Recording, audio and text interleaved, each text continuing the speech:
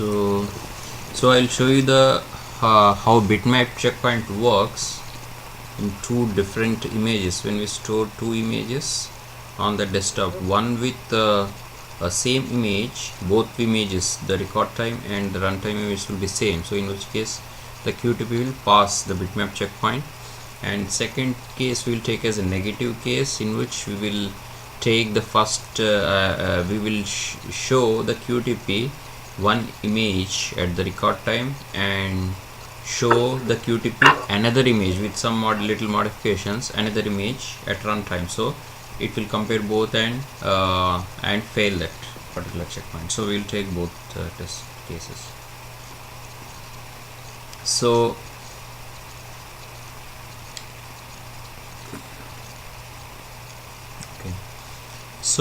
okay, bitmap checkpoint, we have to make one bitmap checkpoint in order to test the bitmap checkpoint, right?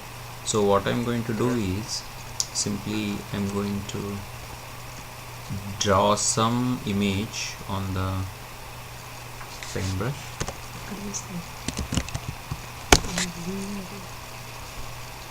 Okay, oh, actually I have to go to the VMware, I have to switch the VMware, right? So let me log in.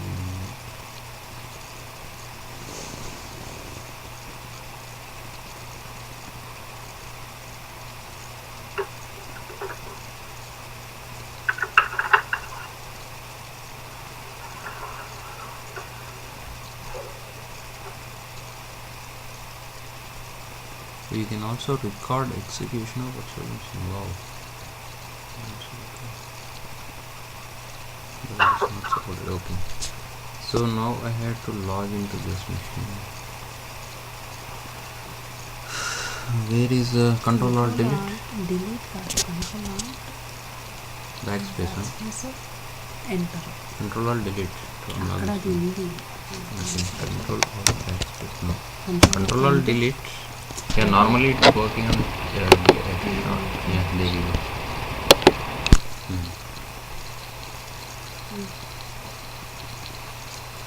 Okay. So last time we were looking at this normal recording step, right? I'm just going to save it. So what I'm going to do is I'm going to create a new bitmap, some bitmap. It doesn't have to be very accurate. Let me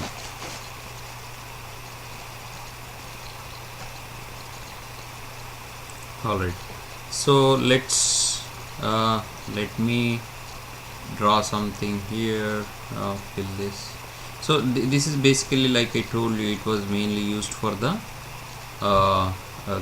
for the sake of testing a emblem, logo, or whatever we have on the web page, something.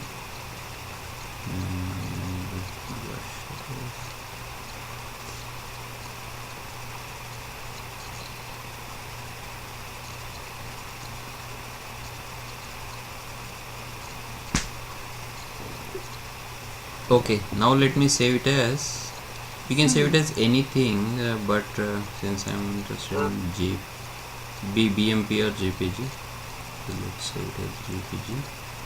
And can you reduce the volume? It's coming too high.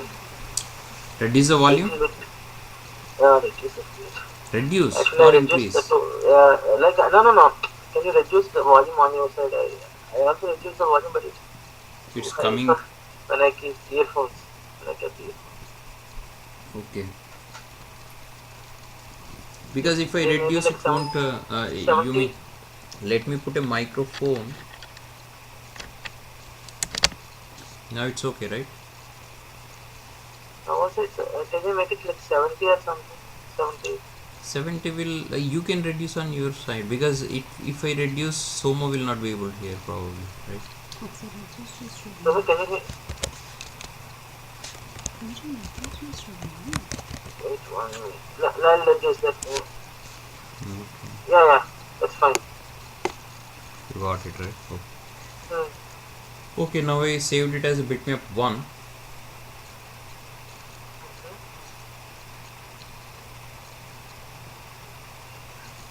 So okay, so maybe it will only work in as okay, this is not the bitmap actually, we have to make inside this. So maybe it will work as only on the web page of the application, the bitmap.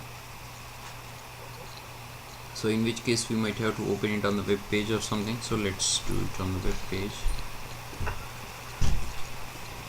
So for this purpose I have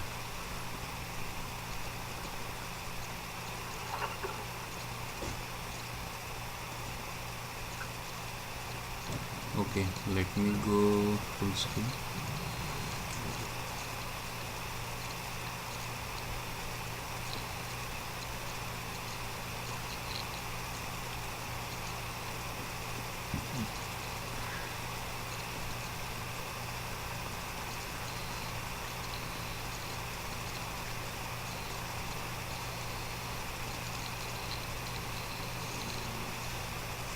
Okay, let me draw a simple drawing instead of complicated.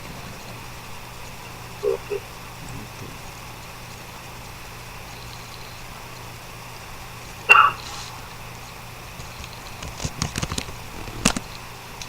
So let's call it a bitmap one JPEG. So instead of that, let's save it on C drive.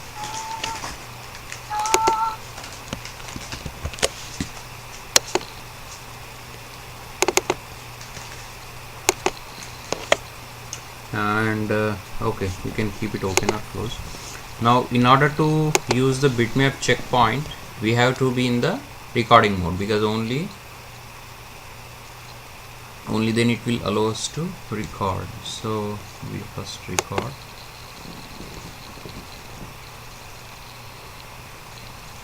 and then insert checkpoint, bitmap checkpoint. So now it is asking us to show the window on which you want to. So I got the paintbrush. Okay. So now it is taking the whole paint as the image. If you look at it, right, the whole paintbrush as image. So that is the thing. Okay. So if you want to only check the selected area, then you can go. But in your real-time project, it doesn't work like this. So basically you have the image on the web page. So what we are going to do is, we are going to cancel it and open this web page, open this image in the web page. So in your website you can directly open, right? But if I take this image as website, I will not be able to change it. That is a problem. So that's why I took the custom image. So what I'm going to do is, I'm going to open my image like this on the web. It should be able to open. Yeah, it opened, right?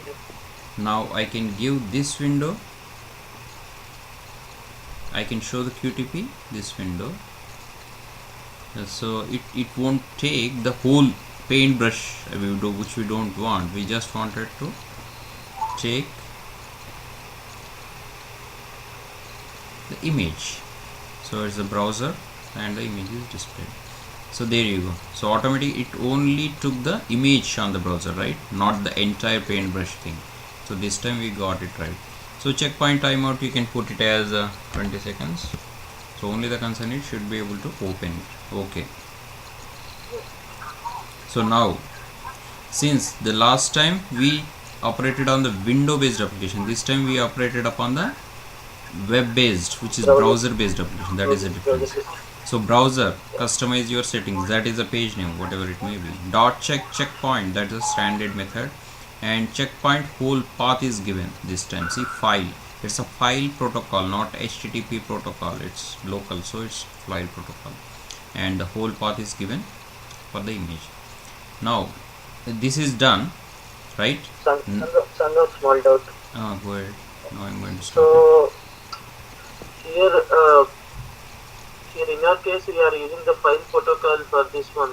We have opened using the path of the image in the browser, right? In the real time, we will be using the HTTP protocol and the actual image on the browser. Yeah. I'll show you that also. If you have to use the HTTP protocol, right? So in which Yeah. case, let me open a web page. Because this is a virtual machine, I cannot open the web page, right? You Oh, cannot open the web yeah, page. yeah. So So obviously maybe the can you file open? will be yeah. So in which case I'll tell you. So in which case the whole address will be http colon double slash Okay. and the whole address then until the image something.jpg google.jpg. Okay. So the whole address of the file will be on the server, not on the local machine this time. So only the path will Okay. be changing. So that will be taken care by the QTP automatically. So you don't have to worry about that. So this you are directly doing the image checkpoint on the web page directly, or your local host or your intranet site. If you are working the project, obviously you won't be checking on the production site, right? You will be checking on some dev Okay. environment or test environment. So you whatever environment you have, so that path will be taken care automatically. So that path will be generated automatically. So what we are going to do is, so we are going to check this just the bitmap image. So this is not required, Um. and this is also not required. Every time we don't have to run everything.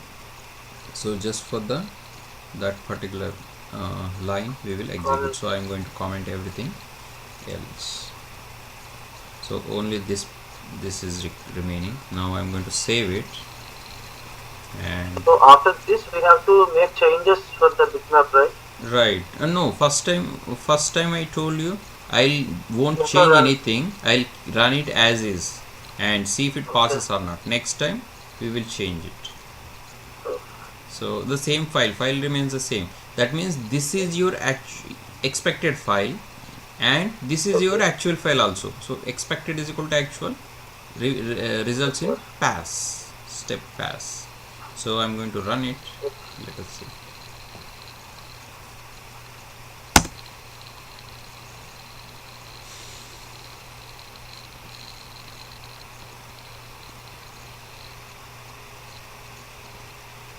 So directly it jumped and tested and stopped, and it's going to pop up the results window also.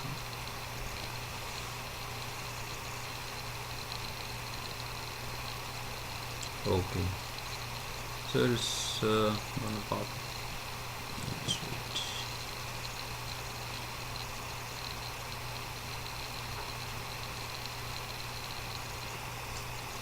So it obviously passed. That's what we expected. Otherwise, it would be different.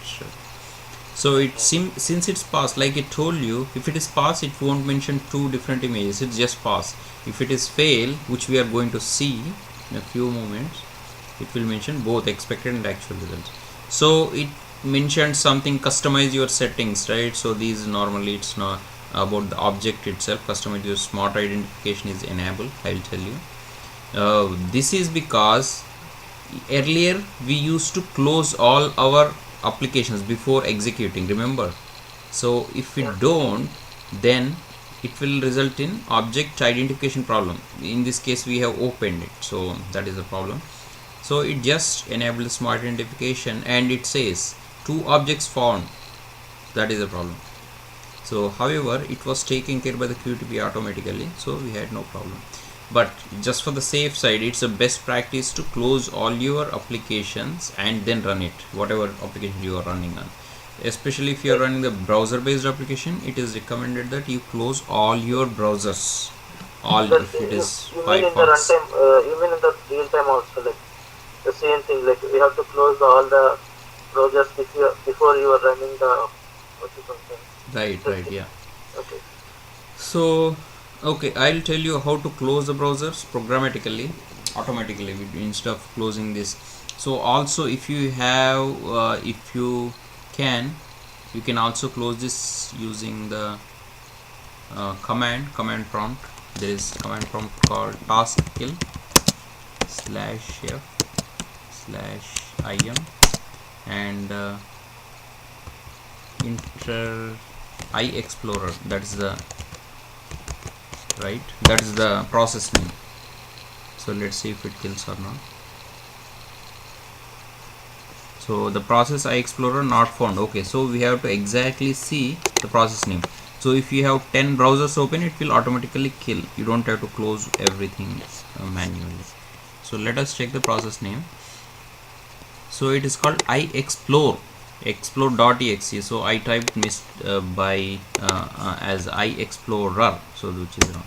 So if you type I explore star means whatever is rest of the .exe or whatever.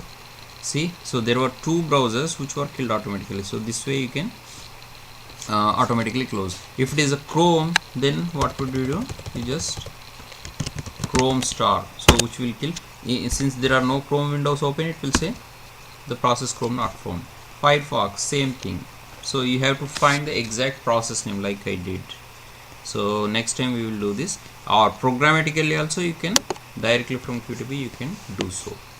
So now second case would be to check the negative aspect of this test case, right?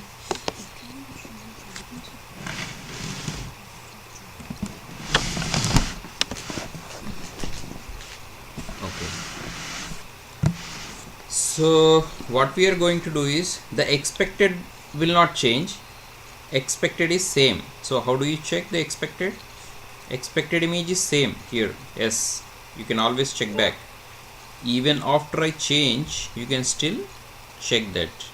You will be able to see that. Now what I'm going to do is I'm going to go to the original file location and change it a little bit. You don't have to change it drastically. Okay, okay, instead of filling it, what I'm going to do is I'll just provide the background. Okay, so that's it. So the image is same image, because if I change the image name, it won't find.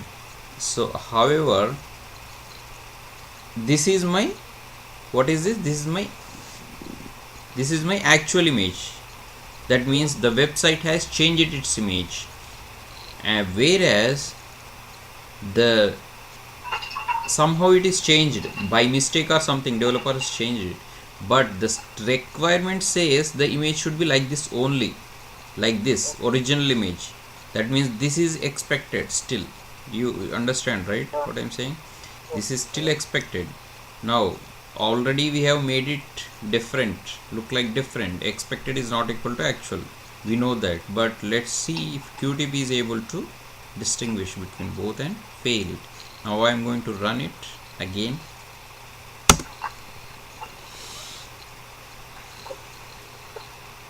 All matters is the path of the file. So check the path, go to file, check the image content, compare, not equal, fail. Then it's not showing. It is still running, right? Okay, so okay, the mistake is it has to be open. Okay, so this time it has to be open in the same, because we have showed which one. Okay, it resulted in timeout. Okay, so what I'm going to, because it is a window, some window we have showed, right, browser and everything, so it has to be opened in the browser itself. So because in the real time also it will open the browser page, obviously it will look in the browser, that is the whole point. So I have to open the browser again, same browser.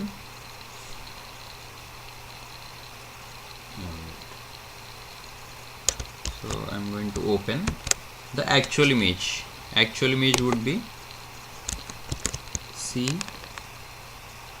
QTP bitmap 1 JPG, same thing, but however it is different than earlier, right? It is different, this is different, and the one in here is different, that we know.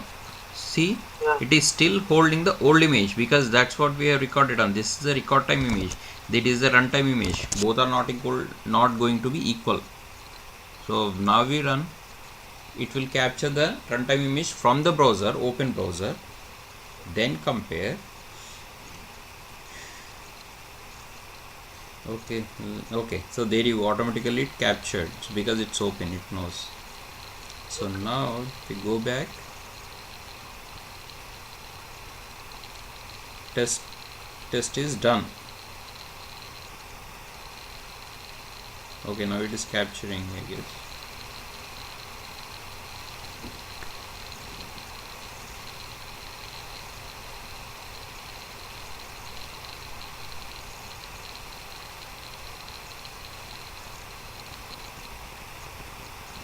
Okay, the test is done and it is opening the test results window. Let's see. Obviously it's failed. On the left side you can see. That's quite understandable.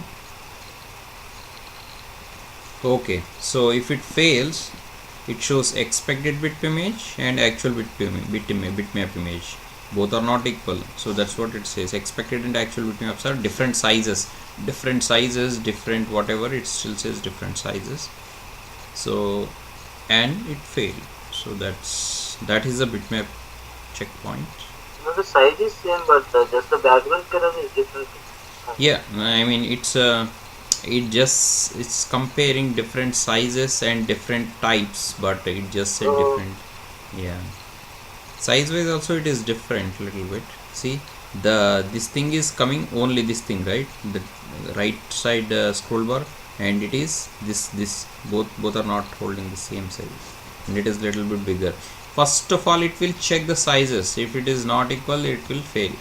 Then it will check the content. So obviously in the first case the size itself failed, so it right away it failed it. So even if the sizes are same, you can do that on your own. If you have installed QTP, you keep the sizes same, still just put a dot here, so it will still fail. So that is the whole point. In your emblem is different than the business requirement, then it should fail.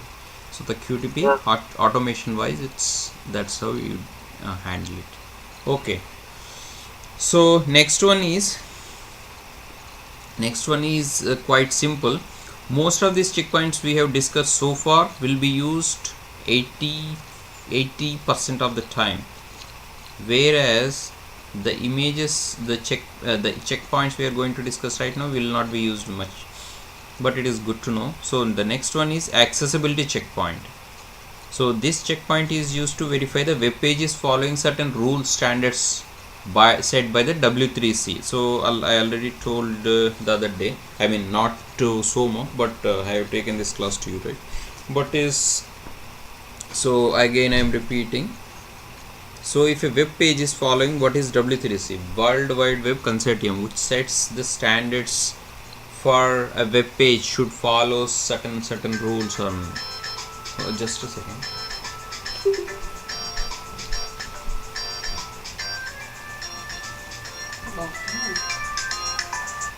Yeah, Gautam. Huh? వినబడట్లేదా? Okay. Somo, you are there, right? Yeah. Okay, Gautam is not able to hear. I don't know. Attendees are 3. Are you able to hear, Gautam?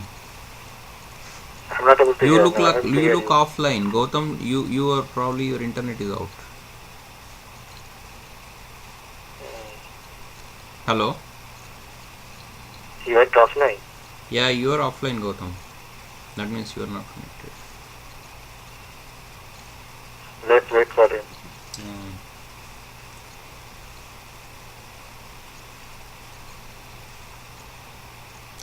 Okay, now I am on the it shows the QTP window. Are you able to see? QTP, yeah. No, I am asking Gautam. He is not able to see. Huh? Now I am showing the bitmap window. Can you see?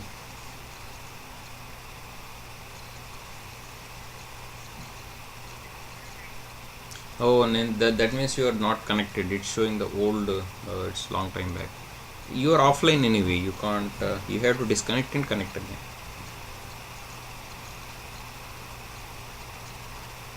Disconnect. Click on the link again. You should be okay.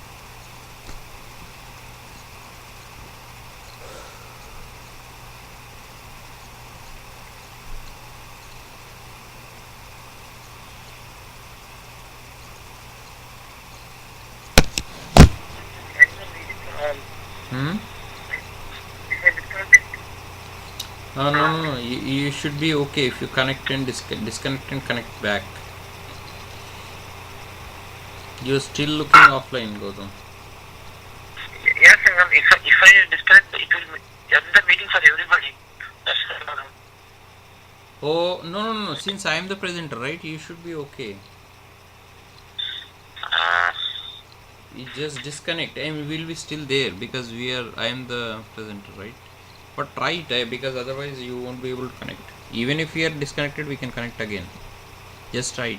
Okay.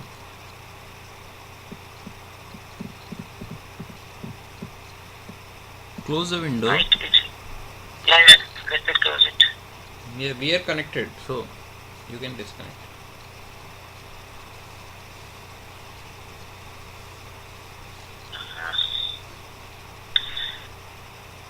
If I am disconnecting, it's only three options. Choose organizer and leave or end meeting for all. No, don't go for end meeting for all. Choose only the first one icon. Okay.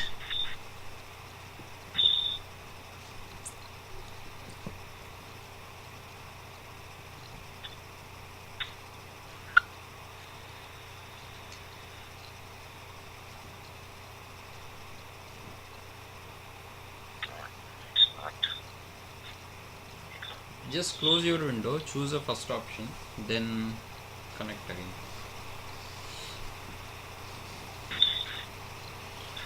Yeah, I'm choosing the first option, but it's not disconnecting. That's the problem. Oh, okay, then go for the third option. It will disconnect for all, then I will connect back again. Yeah. Okay.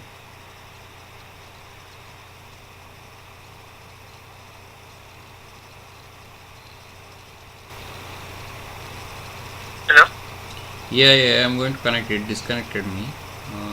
Okay. Actually, wait for 1 minute. It's converting the video. Maybe it's the. So I'm unable to connect again. Okay. Actually, I'm recording that. So it's converting the video. That's the reason I'm unable to connect.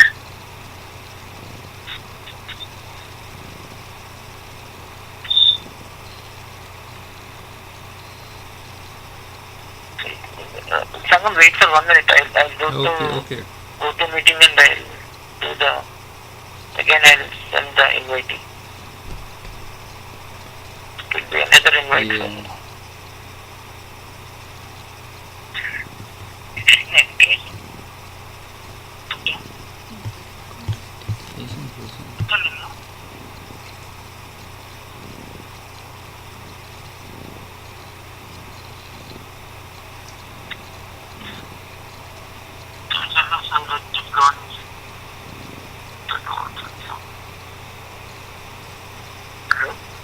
Yeah. Net పోయిందా ఇది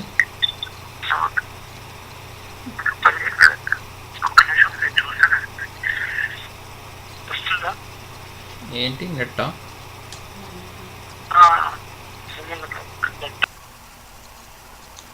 Okay, so let us resume our session.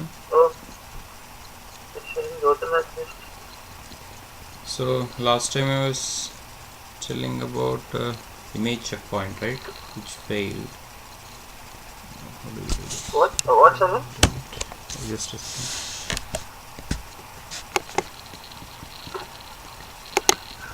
So we were discussing about the image checkpoint, bitmap checkpoint, and that is over. That is over. Now we are going to discuss about the sorry. Actually, I missed the one. Like actually, I don't know how much you told after. Okay. Next time you are not you are stuck, right? Just let me know immediately so that I can stop it right there. So I'm going to run it again. So this time we have made some checkpoint image changes here. So this was a runtime image, right? And the actual image that we recorded is something different. So now okay, length size, because of the size of the images are different, it failed the checkpoint. So anyway, we'll run it again just for that.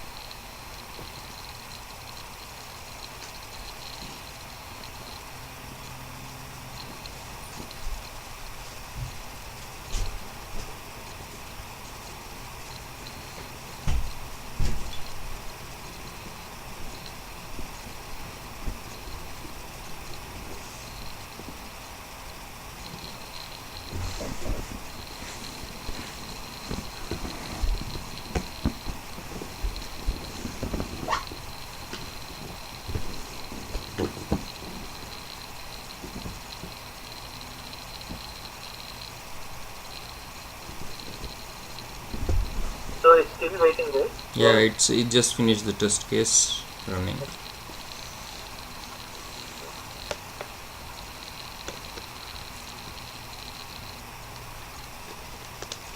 So it failed as a result of two images being different. So the reason reason it mentioned is two images are of different sizes, so it could be any reason. So it waited for 20 seconds, checkpoint time out, and out of possible 20 seconds, 20 seconds out of 20 seconds, and what time it checked for the image is also displayed here. So basically that was an example. Yeah. Yeah. So why is it saying different style? It's not different style, only the background color is changed, right? Yeah. Why is it saying different sizes? See, sizes are also different, but because if you look at this image, right, so you can always. Yes, Sangam, my doubt is like size difference means, for example, the first image is like something, resume is like 80K, and the second image after you. Yeah, exactly. Something Okay. around like 81K or something. That is correct. Yeah, it's the sizes means 81K, 80K. Not dimensions also is part of sizes, but you are right. So the sizes is first one is like 20 kilobytes, and second one after making changes, obviously it will increase the size, right? So it is 21 kilobytes. Then obviously it will fail. I'm not sure. Like, can we check the sizes? Like where these two files saved? Two files saved in the same location, but we made the changes. We haven't kept the image intact, right? We have changed the first image itself. Let me open it. Okay. Don't worry about it. It's not that different. Even if you take the same sizes, just because if you make some changes, obviously it will size differs at least by byte or something. So this is 11 kilobytes. Dimensions are same, but since I changed on the same file, I did not keep the original file, which is only inside the QTP. So we don't know it. So if you want to keep the same file, then you can always see the sizes. So it's the same, it's a different size by size 11 KB, it may be 10 KB before, and the dimensions also changes.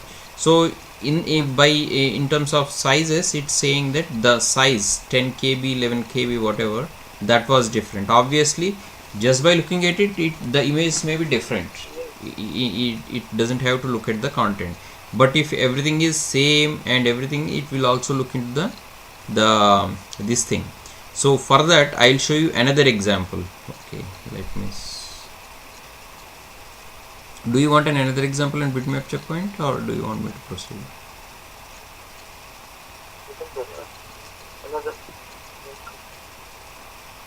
Another example? Okay.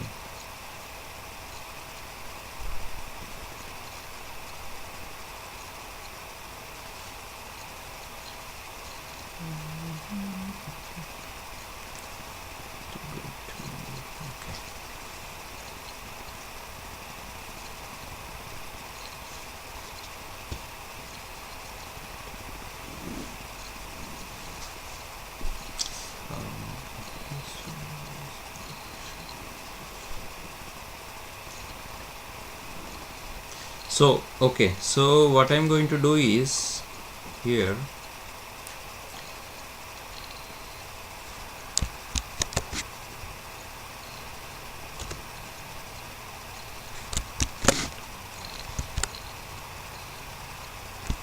alright. Okay, so this is our image. Save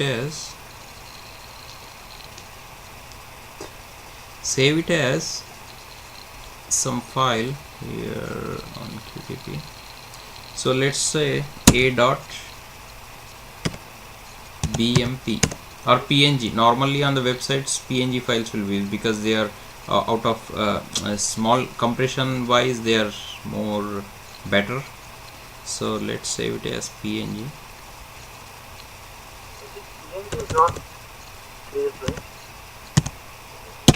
Yeah, it doesn't matter because on the website they use JPEG also. JPEG contains occupies a lot of space and it will cause in the performance problems. So I mean a lot of it's suggestible to use PNG files as a part of cascading style sheets and everything, right? If you look at those, you Yeah. will find PNG files. Okay. A.png, but I see only BMP here. Yeah, the PNG is not showing at that image. Okay, PNG is not part of this list, right? Okay. So let's go for TAF is also okay, but okay. Anyway, just in case, let's go for the BMP instead. Yeah.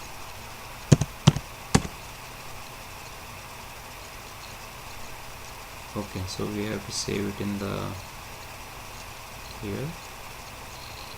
Okay, this is my file, right? Now clearly see it has 770 KB. BMP occupies a lot of space, that's clear, and its dimensions are so and so. Now let us make a different copy of this. So let us call it b.bmp and make changes. Okay. So how do you make changes? I just want to keep a small dot here. Let's see. Okay. I don't want to change size. So let's see if anything increases. Yeah, it's both are showing. Both are of same size. So this time both are of same size. So it, but content wise both are different. See, there is a small dot here if you observe in the b.bmp, and in the a.bmp there is no dot. Clear? So, oh my god. Okay. Don't say. Okay, now my intention is to take the files of same size. So the QTP shouldn't say both are of different sizes, both are of same size, but content wise both are different. Clear, right? Now I am going to take this. So if at any point of time you are not clear, shout. Okay. I mean to say, just raise your hand or shout. Okay, so now let us take a look at on the web page also, just to be clear. I want to make sure you guys are understanding everything correctly. So if you don't understand, just say right away instead of after half an hour. Don't tell me. So that will waste time. I mean, I am on the schedule, so I have to follow some schedule. Like, clearly I know how many hours. So this is a.bmp. You don't see the dot. That's why I want to make sure the sizes are same. I just put a small dot. b.bmp has small dot. If you observe clearly, there is a dot here, right? If I increase, yeah, there you go, there is a dot, see? Whereas for the A size, I'll zoom in and show you there is no dot. That is the only difference. So what I'm going to do here is I'm going to close this and okay, open it again.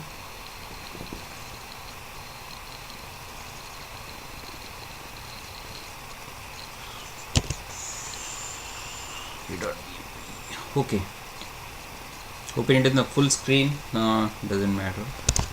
Okay, now what I have to do, what I have to do is I have to capture the bitmap image again, because the that was different, this was different, right? So how do you do that without recording again?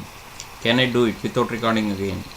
Yes, I can, because here I can just change the properties.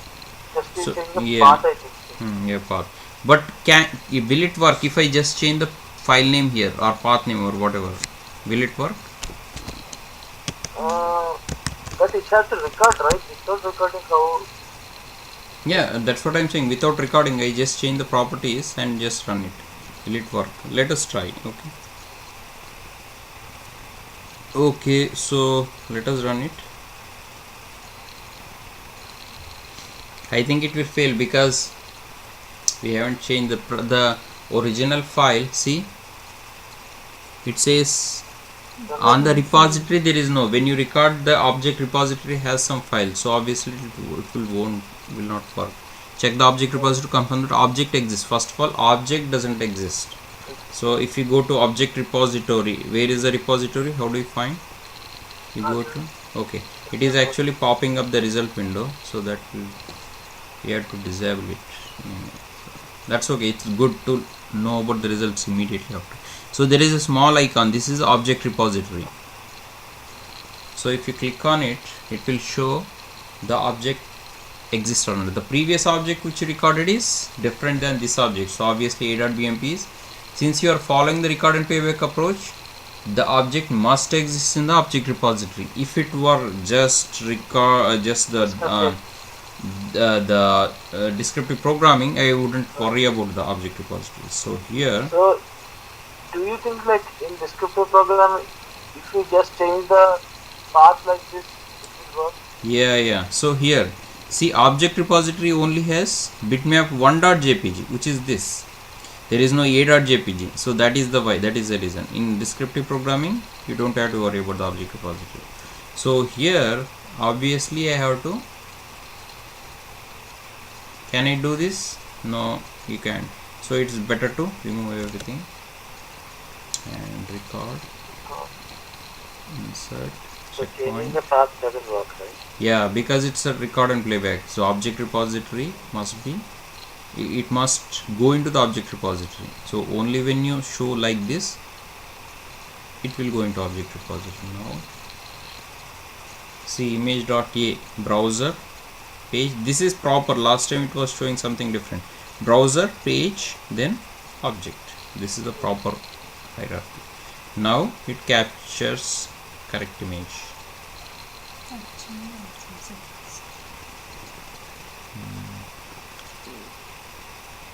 Okay, so see, the browser page image a, checkpoint a, this is actually correct way.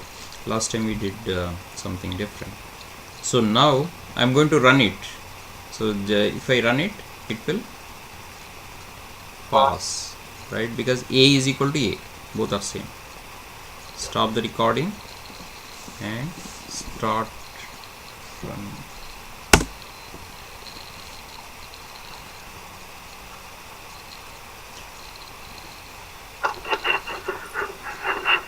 So it's pass without any problem. So this time around I am going to open b.bmp. a.bmp is there, but since I provided a.bmp only, so it has to find a.bmp, but the content is different, right? So what I'm going to do is, it doesn't matter, I think. Okay, let us open the b.bmp only. So whatever is there on the browser, it will capture. This is with the dot. Now if we run it, it's supposed to fail. See, it's capturing the whatever image is displayed on the browser. This time it doesn't matter, the name doesn't matter, b.bmp, because the record and run setting says just record and execute on the open browser. That's it. Yeah. So however, both images are different. It failed. Now let us check the reason. See, it failed. Expected, actually it didn't specify sizes are different, because sizes are same. It just mentioned both images. Now you figure out it is different. Content wise it is different. It won't specify what is, there is a dot, there is no dot. It won't know. It's not that intelligent. It simply compares pixel wise. If there is an extra pixel here, extra black color dot here, both are not equal. Simple. It's fail. But it's not showing anything regarding the size here, right? Because sizes are same. Only if sizes are different, it will mention. If sizes are same, it won't mention. Simply. Yeah. So it is here. It says to better understand the cause of failure step, you can record movie clips on. Okay, that's a different story. So movie clips are something different. In downsize here, you can, there is a screen recorder. If you actually enable it, it will record the movie also, but that will increase the size, like I said. So it is better not to enable the movie here. So that is simple. You can actually play with it if you have QTP on your system. Do different sizes, different content, different colors and everything. So now let us jump to our next checkpoint, accessibility checkpoint. So this is to verify whether the web page is following certain rules or conditions or not. So let us just check. What are the rules? Normally the web page should have, if you open any web page, it should contain tooltip. So for example, if you hover over it, go to meeting, right, or something,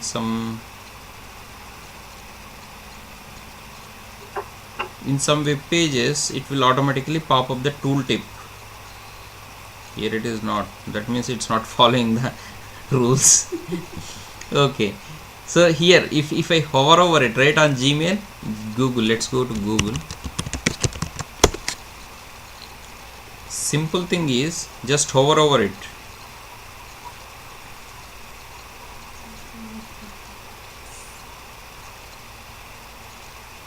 What will happen if you hover over it? Hold on. Since it's Chrome,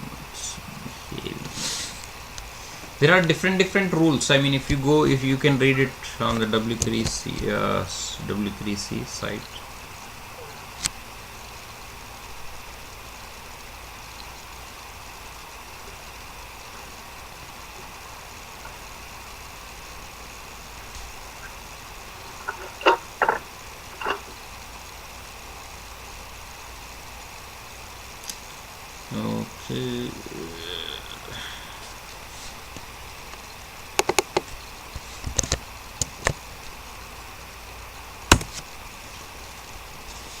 Okay. Okay. Whatever. Lot of ads coming on your browser. Yeah, there is a virus. You have to add that ad block plus is working fine for me. When I am getting lots of ads. I installed it. So normally it shows these see, there is a tooltip. There was tooltip coming right there. First time it comes. Where is it, Sangam? What? Hold on.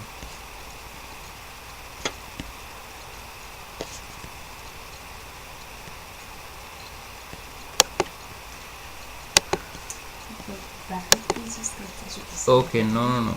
So the normally it comes. Other side. Properties. Okay, so this is the PNG, right? I was telling logo 11w.png. For example, this is just an example. There are many rules. For example, if somebody's internet speed is low, they are using like a dial-up or something, the image won't be displayed. So instead it will display Google image on the background, whatever tooltip is there. So the user knows what image is he can expect. What, even though image is not displayed, he knows what image is about, what is the image. So for example, I'll show you. If you go to tools, disable the images, just go to this. Here you should not keep this as default, not use security, privacy, not content advanced. Okay, always expand alt text for images. Okay, since this was disabled, it was not showing. By default it should be there. Okay, now let us try applying, then try.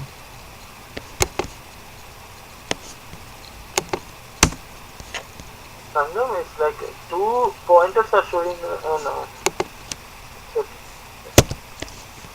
Yeah, I just want to show you that how it works. It is simple, not very complicated.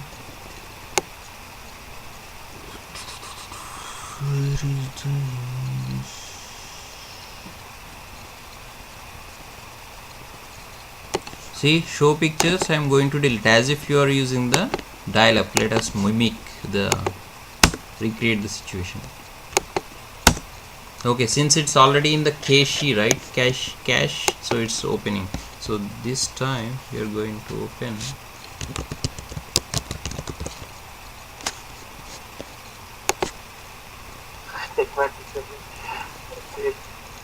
and this is not the Techmatics, the one is see on the left side, top Rhino. On the top left corner there is no image. There is an image, but it simply didn't display. It says Techmatics logo. This is what I was talking about.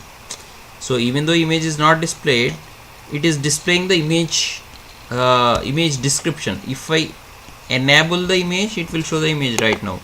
So those are some of the rules W3 sets. So if it doesn't show that, that means that it's not following the rules set by, see, now it is displaying. So that is one of the examples. Likewise, there are many examples. So now we are going to go to our QTP and see what is the accessibility checkpoint is. Accessibility checkpoint contains many factors, such as 5-way testing, accessibility to physically hearing impaired and blind, partially blind, everything, so that the bright text is brighter and there is a voiceover and etc. So now let us insert a checkpoint. So to insert this checkpoint, you need to be in the recording mode. So accessibility checkpoint, just click on it. Now it is asking me to show your object does not support this operation. Obviously it's only for the browser based application, so I must open the browser, but unfortunately there is no internet inside the virtual machine. But don't worry, we will use it on runonce.msn.com. okay, now you go back and insert accessibility checkpoint. Now show it treat. See, it captured. So now what kind of properties you want to check? Alt property check, like I showed you, alt tooltip, alt apple check, frame title check, multimedia links check, server side image check, tables check. So all accessibility checkpoints in your test use the options selected in the web advanced pane of options dialog. To modify these settings, you have to go to the same tools, options and web advanced mode. So this time you only check the alt property check, which is commonly used.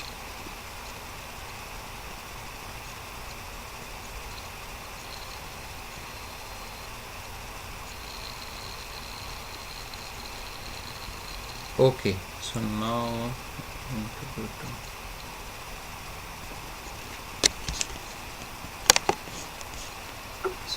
I can stop this. Okay, now let us take a look at the content of the script. Systemutil.run, that's what I did. So Internet Explorer is open, browser, what is the browser name, checkpoint, that is already done. Then I did something, right? So custom image, save your settings, blah blah blah blah.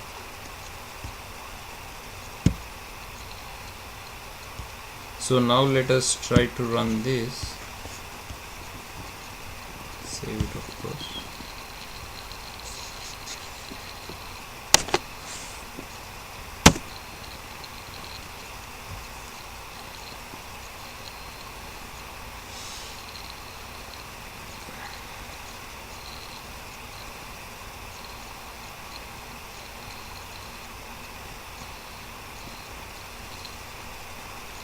Okay, so this time it failed, one of which is because it's already checking our image checkpoint. So this is image checkpoint, one failed. Alt property check, this is what is important for us. So obviously it also failed because this website is not following these rules because of the specified reasons. One or more objects in the pages, missing it required alt tag. So that's a basic site. If alt tag is, like I said, every HTML line should have alt tag. That means if you hover over it, it should show the content of that as in the background. If it is a link or it is an image, it's a table, it's a whatever it is, it has to show. So that's a minimum requirement of any web page. So that it also specify the users, what is this link about. For example, link says click, but what to click, what it will do if I click. So that should be mentioning. If you click, you will go to certain size, you enter your age. Okay, enter your age between 18 years to 99 years or whatever. So those details must be displayed as part of the tooltip. So that is clearly missing in here, so hence it just failed. So that is That is the simple example for this. I'll In none of the websites we saw that all tab, right? Yeah, so this is, so since I was showing this as a internet, the Internet Explorer 7 open, it's settings site, right? It's not the website, because obviously I cannot access the website inside this this VMware. Obviously the setting site wouldn't comply with the W3C norms, so it fails. If you open like google.com, it will follow those rules and hence it will pass this checkpoint. So you can try out with this inside your, since I am in the VMware, right, I cannot access this in the VMware. This is another, if you open, if you see here, So when, yeah, this is the virtual machine. when will a accessibility checkpoint fail in this case? What will get you to pass, right? Yeah, passes, obviously passes. If you go to your project site, it should pass. But if you go to this custom made website, right, like for example setting site, it will fail. So that is an example for failure. If you want to check, you can check for the pass condition. That is your homework. You have to also do some work, all right. So install QTP and do these simple things I told you. I will send you some day the notes for the day. Also you can go through those, and I'll send you homework. If you have time, you can also go through, because if you just listen and leave it, you're bound to forget this. So in most of the cases, accessibility checkpoint is already passed. Yeah, most of, you can expect the latest website, if you go through, right, so those will follow the W3C standards. So is it common? Yeah, sometimes it may fail also. So, like if your company is developing a site and if some of the developers are like, by mistake they forgot to write the code for like to show the toolkit for one of the items, one of the button or something like that, then it may fail, right? Yeah, it can fail too. That's correct. If the developer forgets to put some code for all tools, then He put for like a 100, there are like 20 buttons in that one. One button he by mistake yeah, that's possible. That is why you're testing all this, right? The tester's job is to test everything, and automation tester is doing the same thing here by inserting these checkpoints. So if it is fail, you report the failure and raise a defect. So it's entirely possible that it can fail or it can pass depending upon the code. So the next accessibility checkpoint, we just check one web page at a time, or what? Yeah, one web page at a time, because it only works on the each page, right? You cannot put on the whole site. So obviously you have to repeat this accessibility checkpoint for all the pages, whatever number of pages are there. All the web pages. Yeah, that's right. So next one is Sangam, all the web pages or all the objects in the web page? No. If you insert the accessibility checkpoint on a page, right, it will take care of all the objects on the page. So obviously, so you have to go to next page in order to check the accessibility of that page. So every page must be checked. If it's going to another page, we have to check it. Yeah. Okay, so if that is clear, we will move on to XML checkpoint from resource to verify if XML follows rules. So that's why on the backdrop I showed on the highlighted as a yellow color. These are two similar kinds of checkpoints. Accessibility works on the web pages, HTML pages, whereas XML works on the XML file, XML from resource. That's why I say. So this is to check whether the XML is following certain rules that an XML file ought to follow. So let us check that. So in order to check this, we have to have a simple XML file. So you can easily make or download an XML file. So how do you make an XML file? I'll make a simple XML file which is not following rules, okay? Otherwise I cannot transfer the files from outside computer to inside VMware. That is the problem. Okay, now how do you can copy the code from there. Go to the. Oh really? Okay, let me try. Can you copy something from outside and paste inside? Okay. Like not like you have to go out of the what you call virtual machine and you have to copy some sample XML code and come to virtual machine and just paste it. No. I want to see if I copy the code or not, or file, and paste it inside this.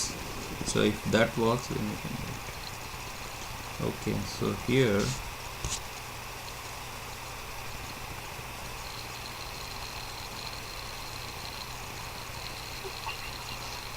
that's right. So okay.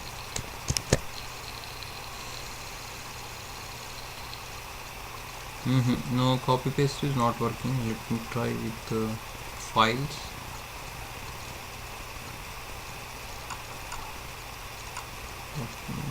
Short log. Okay, let me copy this.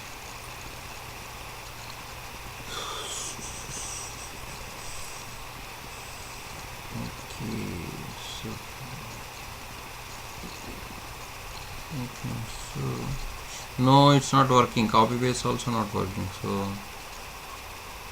okay, anyway, the XML simple XML file looks like this. I'll make a XML. You can make any XML file, but I'll make a wrong XML file. So I'll show you how to make it. So normally you have the how the XML file looks like. You have a header here, right? Header, Yeah. and WSDL, footer, and there is a body. Okay, so you are completely missing the WSDL. You are just just get rid of everything, the header, footer, and I'll directly start with something like this. Father's name is Gandhi. Okay, and father is closed. This is the element. So element close, and father Gandhi. Okay, mother Kasturiba.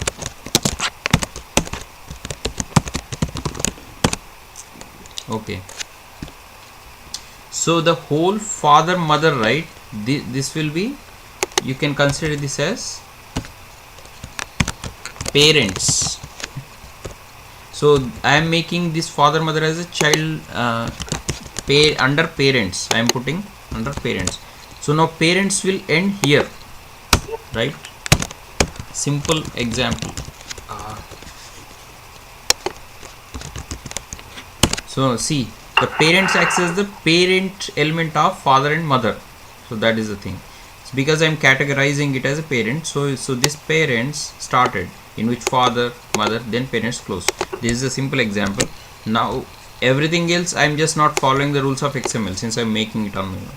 So simply I am going to make an XML called parent.xml, and you can make it all files, and I'm going to save it in the QTP.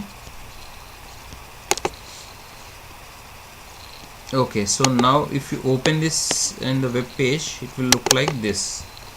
It has to be opened up in the, so simple. Okay, something is missing because end tag mother does not match the tag mother. Okay, because so it has to match the case exactly. Now you can edit that one. So here O capital you have to make O smaller. Now okay, that was also one of the best negative examples. See, so this is how it displays parents under father Gandhi mother. If you close the parents, you can collapse parents like this, but you have to enable blocker content. So now you can close parents, expand parents. So this is a simple example. Now let us put our XML checkpoint on this. So now you go back to your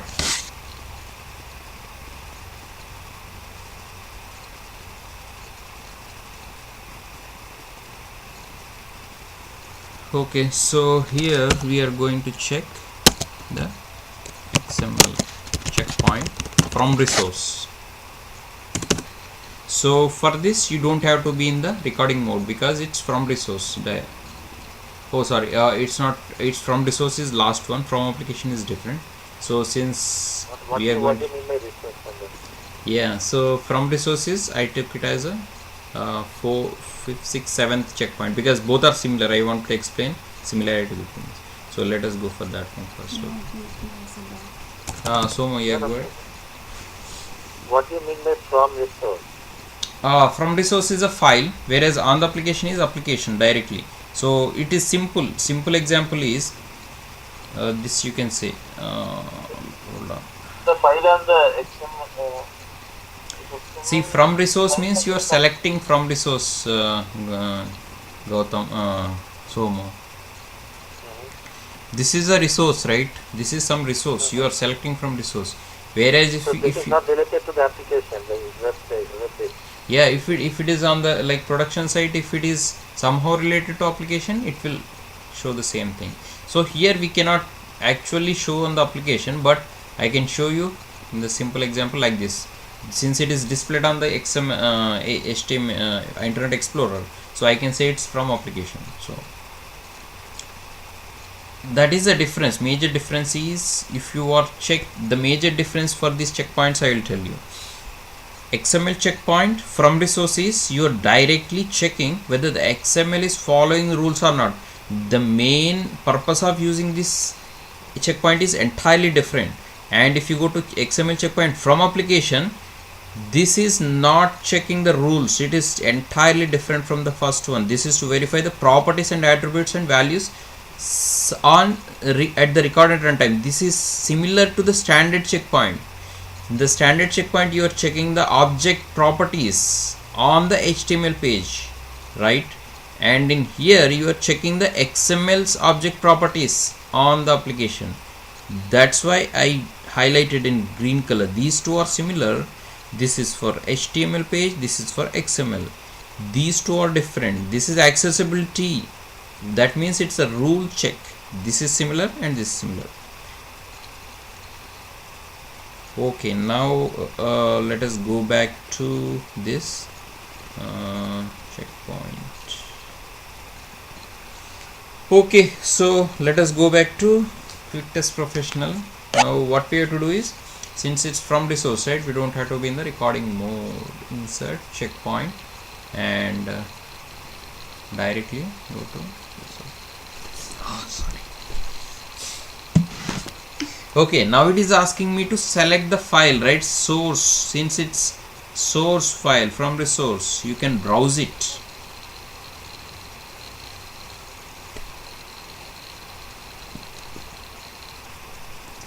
Alright. Okay, so where we have stored it, QTP.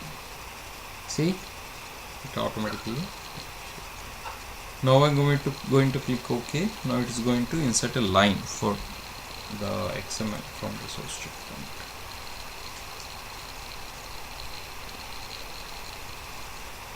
Okay. So it has father mother attributes, right? These are called attributes. Its value is Gandhi and its value is Kasturba. Okay. Now I'm putting any child. Check on any child. So like I said, the main purpose of this checkpoint is to verify the properties and the rules. We are going to check this one now. So it is following rules or not. Now what you do is you simply run. This is a simple checkpoint. Don't think too hard on this. Simple checkpoint. The XML you have, the developer has given you XML. You want to check the XML is following rules or not, standards or not, then run it. Simply run it.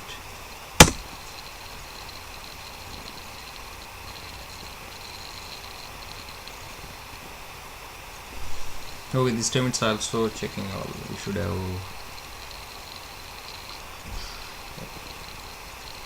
have commented those.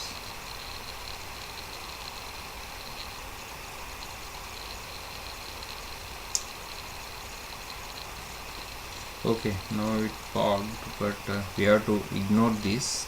Directly jump to the last one. So the last one apparently passed because it's passed because of the we have followed the correct tags attributes. So initially we did not follow. So remember, MOTH was capital. It was not the proper. The opening tag was not ended because of the case sensitivity. So that might have failed. So this time it passed. So just ignore the previous ones and it's passed. So that is simple. And the next one is XML checkpoint from the application to verify the properties. The purpose of these two are entirely different. Have you understood the difference?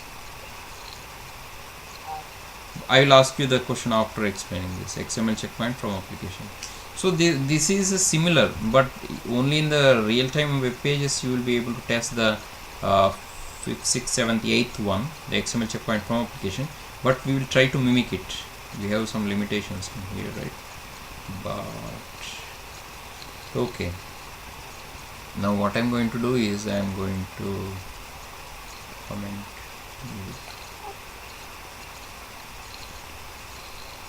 So here, after this,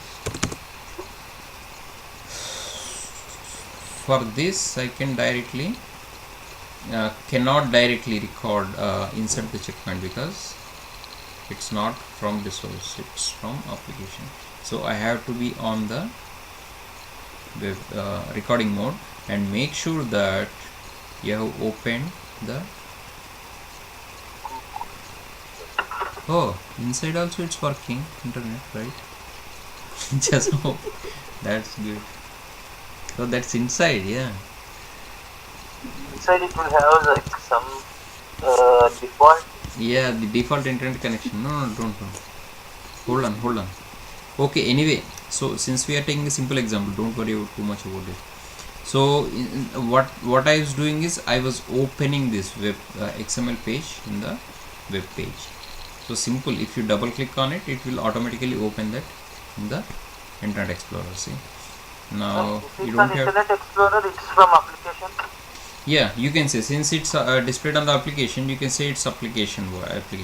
But in real time, it doesn't work like this. It's intrinsically, implicitly displayed. That means the web page is using the XML to display content on the as a HTML, part of HTML. That means it works in the like a 3-tier architecture. I told you the other day, right? Yeah. Long back. So there is a client, there is a server, and in between there is a ESB, Enterprise Service Bus. So the XML is there is a XML web service which is invoked after clicking something, doing some operation. So that part of XML will be checked as part of this checkpoint, the checkpoint we are going to discuss.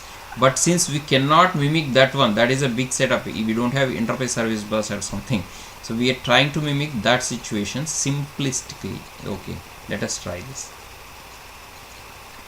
So now I'm going to go in here. So okay, what I'm going to do is I'm simply going to enable the recording mode and insert checkpoint, XML checkpoint from application, right? Now it is asking which application. Now I am going to show it the application I just did. Okay, it is okay, saving it. The star mark means it is not saved. That means you have to save it. See, okay, always make sure you save it. It just popped the window.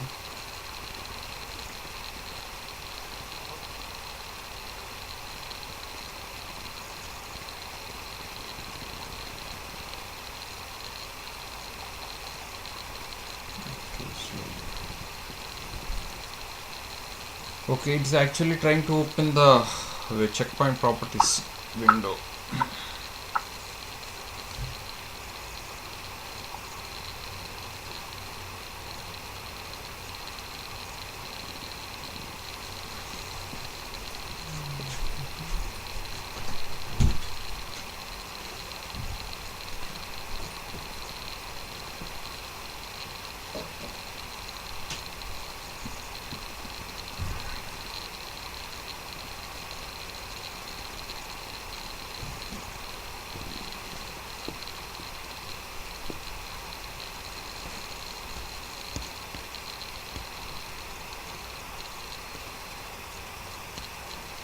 Okay, so now it is open. See, so it's the same thing, checkpoint properties. Now you want to check which attributes. Like I said, this is for the checking attributes. So if you don't have any attributes, you can simply check number of attributes. That's it. Unable to add attribute because it's not complicated. There are no attributes here, so I am just clicking here, checking the number of attributes. And you can also do the schema validation. So like every XML, if you have knowledge about XML, so every XML should be following some schema validation. That means, what is schema? Schema is can be considered as a father of XML. Schema is always stored as .xsd. So it's like you can think of it as a template, that, and XML is just filling some gaps. It is taking some part of the XSD schema and making an XML. So the whole XSD is the covering everything. If you see the example of XSD, it will show all the possible attributes, their descriptions, their possible validations. For example, the father name, you should only contain the maximum 30 characters. That is a validation. So if you want to validate such schema validations, you can also activate that. Since it is a simple example, I am going to click OK. So this time around, see, the first one is from source, the code is different. From application, the code is different. From application always works from the browser parent object, child object, then its child web XML, then what you want to put, checkpoint, similar to standard checkpoint. Now you stop recording and run it. So okay, let us run two XML checkpoints here.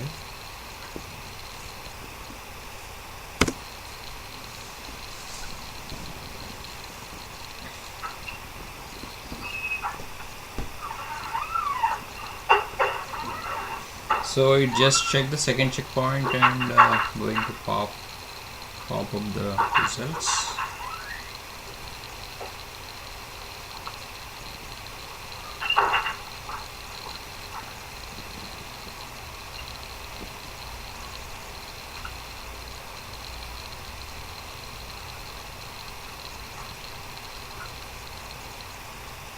So both have passed, obviously, because first one is following the standards, right, and second one is the attribute check is passed, XML checkpoint succeeded, because there is no other complicated stuff. So any questions on these two checkpoints, XML checkpoint from the resource and XML checkpoint from the application?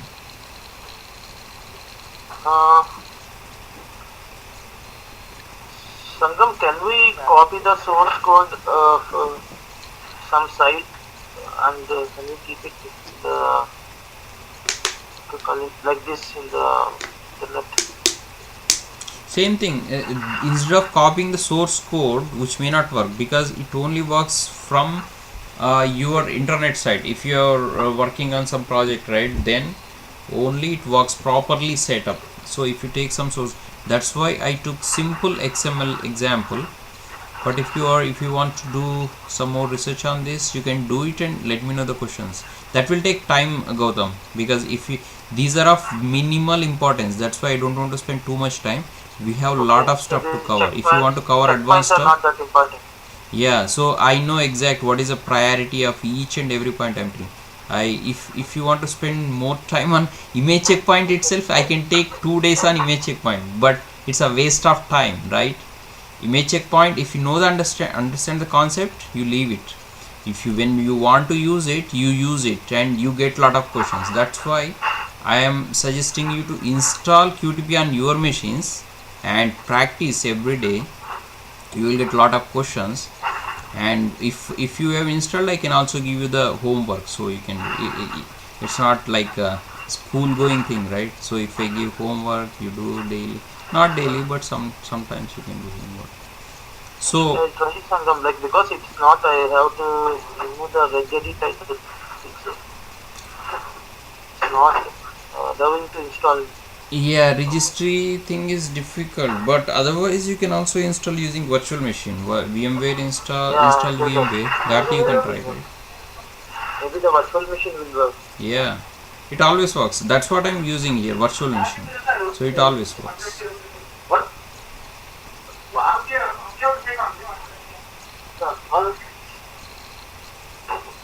Okay. So the last checkpoint is file content checkpoint. That means you want to verify content in the text documents, text file or doc file or something. So this checkpoint is only introduced after 10.5 or 11. So unfortunately we don't have that version. The current version I am using is 10 version. So if you install latest version, right, then you can try out that. It's a simple checkpoint. You have some content in the text file and you have changed it, both will fail. Just similar to the image checkpoint, both images are same, then it will pass, otherwise fail. Similarly, something a.txt, b.txt, keep it similar, it will pass. Different, it will fail. Doc file, same thing. It, instead of checking the image, it will check the content of the files. Yeah. It will work on PDF files also, right? PDF files I am not sure, but you can try. So it simply, last time I was explaining about in the latest version, so that's why I checked it. I had chance to check it. So it could, if it can check the PDF content also, that is good, because nowadays lot of notices generated in PDF, right? So it could be text, doc, PDF, whatever, but try it once you install it and let me know. So that is for your homework. 9th checkpoint is for your homework. Okay. Okay. So now the simplistically we have completed record and playback approach and checkpoints. Now the advanced stuff is coming, that is keyword driven, function driven approach. So if you go back, first one automation framework, first type of framework is record and playback, that is over. Now we are going to go to keyword driven framework, which is little complicated. So pay attention. Like the name suggests, keyword driven, function driven. So keywords are functions in QTP. So obviously this is directly related to the descriptive approach of the QTP. Whatever we saw so far is just record and playback. Whatever we are going to see, keyword driven, module driven, data driven, hybrid approach, these are all directly related to the descriptive, some way or the other, not rigorously, but somewhere or the other. But you can use rigorous descriptive also, so pay attention. So since it involves descriptive programming, the keyword driven framework uses descriptive programming, we have to have knowledge of VB script. So before jumping to the keyword driven on the QTP, I will show you little VB script also. Okay. So last time Gautam, I think I showed you the VB script on the notepad, right? .vbs saved as I explained. Since that time we didn't have the QTP. So since we have QTP right now, we can directly show it on the QTP itself, which is more useful. You are going to do the QTP programming, not the VB script per se. So whatever is required for, whatever VB script is required for QTP, I will tell you, and whatever is not required, I won't tell you, because it's an ocean. We don't have to know everything about VB script, just whatever is required for the QTP. So now the first one is normal recording. I am going to save it. The star mark shows it is not saved, so it is asking you to save it. So this is the first script. I am going to save it and share it with you guys. You can modify it later. Now for the descriptive, the keyword driven approach, VB scripting, I am going to open a new test. So that is already saved. So we will practice little VB script in this session.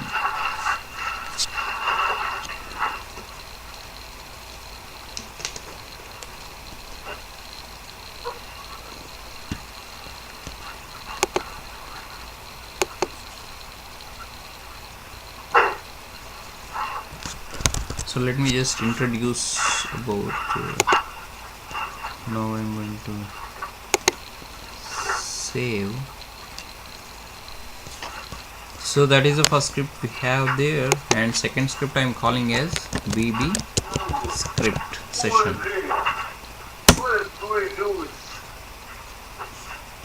Okay, so every programming knowledge follows some rules and rules.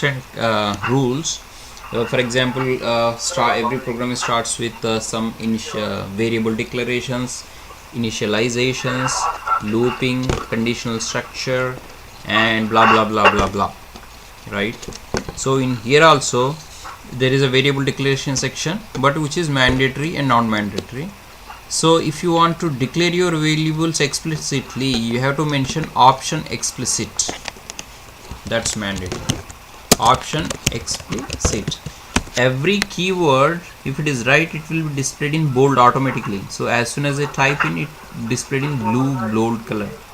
So there is only one variable type, that is called dim. Dim is a keyword. So you can say whatever you want to, a comma b comma c. These are variables. Like in Java, you have integer, float, double, long, right? There is no multiple variable types. There is only one data type called dim. This is called declaration portion, right? Since you are declaring your variables, you have to mention option explicit. Clear? Now it won't end, don't have to end any semicolon or something. In Java you end every line with semicolon. So in VB scripting you don't. So the programming language have two main concepts. One is input, second one is output. Okay, the whole programming runs on these two things, input, output. You input something, you get something out. You put something in, you get something out. That's what happens in whole programming, right? So let us, simple example I'll tell you. I will ask you a question to input your name and I will display your name. So input, output, you will know. Okay, now I am going to a is equal to. So for input there are some methods, some built-in methods in this programming. So input box is a box which will be displayed, in which you can enter something. So that means I am accepting your input. So input box, and I can simply ask you a question. Please enter your name. Okay, so that's a question. Okay, now I want to display it. Now I'll take a B. I want to store this.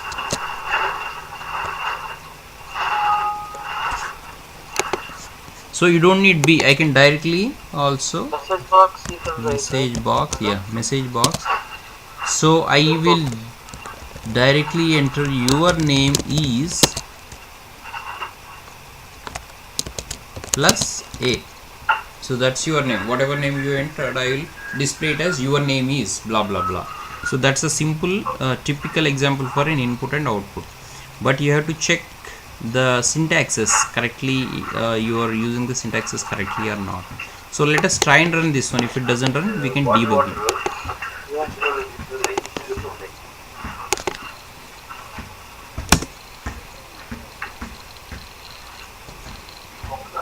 Okay, so first one says expected end of statement. Test run cannot run due to, please enter your name. So there is a end of statement is missing, so we have to correct it. So let us check. That's a, so if you look at the results, there is a failed this thing. So you close it.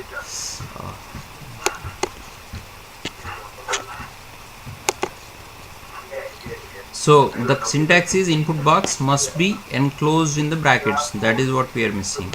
And variable name you have to put ampersand. That is a condition. So let us try and do that. So there is no concatenation. No plus sign, right? No, plus sign is not there. So last time also we tried that one. So, okay, so let us correct it. So the syntax is here like this. Input box, parenthesis, string goes inside into the double quotes. Here output box, your name. This is not Java, so there is no concatenation. Ampersand here, like in C you use ampersand to explicitly say that this is the variable. Okay, now control S. run it. So for running there is shortcut F5. F5, if you press F5 also it will run. So okay, the first line is executed. First line in the sense input line is executed. Now I am going to enter my name and click on OK. Now message box is displayed, your name is Sangam. So that is a simple example, right? Okay, now let us move to the some other concepts of VB scripting. So input output, now there are some library functions. QFL means quick test function library, VBS is Visual Basic Script, and TXT. So the library functions can be stored in any one of these three forms: QFL, VBS, or TXT. Now what is a library function? Before doing that, I'll show you in here. So this one is VB script. The symbol is it's a test, right? If you go to file, new, you can recreate test. At a time you can only play around with one test. If you come down, these are not important. Business component, scripted component, application areas, very advanced stuff, so it's not related here. Directly come to function library. So function libraries you can create. So what is the significance of function library? For example, you have created a function. What is a function? Function is to do some task, most likely repeatedly. For example, you want to add two numbers. So instead of adding code repeatedly, you write a function for adding and you call the function repeatedly. That's reusability. That's called reusability. So you store all these functions in a function library, not in the test. So that is the significance of function library. So previously we have opened tests. VB script is a test, whereas function library is the library. So that is the difference. See here, this is a VB script which is a test. The symbol says test. Library, the symbol is different. So this is a library one. Now you can store the library as three forms: .qfl, .vbs, and .txt. So that's what now you save it. So it is asking you want to store it in. It's an extension. QFL stands for Quick Test Function Library. VBS stands for Visual Basic Script. TXT is normal text file. Now you can choose either one of these, QFL, TXT. Let me choose QFL. So it is going to be stored in your default location in the QTP. So let's call it something. Library one is also fine, but let me call it library.qfl. Okay, now let us come back to this library.qfl later, because before doing that you have to have some knowledge about the VB scripting. Now before using this library in your test, you have to associate this library to your test. I will tell you about this later. I will tell about the association of this later. You can do the association from this resources. So associated function library is here, right? You just click on plus sign and choose your library here. This is your library. Okay, one second, let me finish. So do you want to add the whole path or related path? So whole path is better. Okay, yes. Now it is applied. So this is, I am going to set it as a default library. Okay, so apply and click OK. Now what does it mean? What I did, I'll explain you, then you can ask your question. Now whatever I write, whatever function I write inside this library, and I can call that function in my test. That's what I did. What I did was I associated my library to the test. So we will do this later, but we will continue with our VB scripting. Okay, Gautam, go ahead. When you are doing any kind of a project or real time, I can't hear you. You will be adding like a lot of libraries for doing the stuff, right? You will associate before like all the libraries are functionality to that project. Yeah, that is correct. You can add any number of libraries. You can play around with any number of libraries. See, library 2, you can open any and have as many libraries as you want. And you can also have as many tests as you want, because each script, each your manual test case, you will create a separate test script. But you can only open one test at a time, whereas you can open multiple libraries at a time. You cannot, if you open another test, it will be closed and only that test will be open. So that is the difference. So you can open any number of libraries and you can open any number of tests. I'm going to close it. Now coming back to VB script. So ultimately you cannot run library as such. You cannot execute a library. You have to execute a test. So you can ask me a question, what is the purpose of library? There is a purpose. So you write a function in the library. You won't execute library, but you will call that function in the VB script test here, right? So that means you are executing your test. Still you are making use of library. So that is the difference. Library is nothing but a function, right? What is it? Library is nothing but a function. Library is a collection of functions, not a function.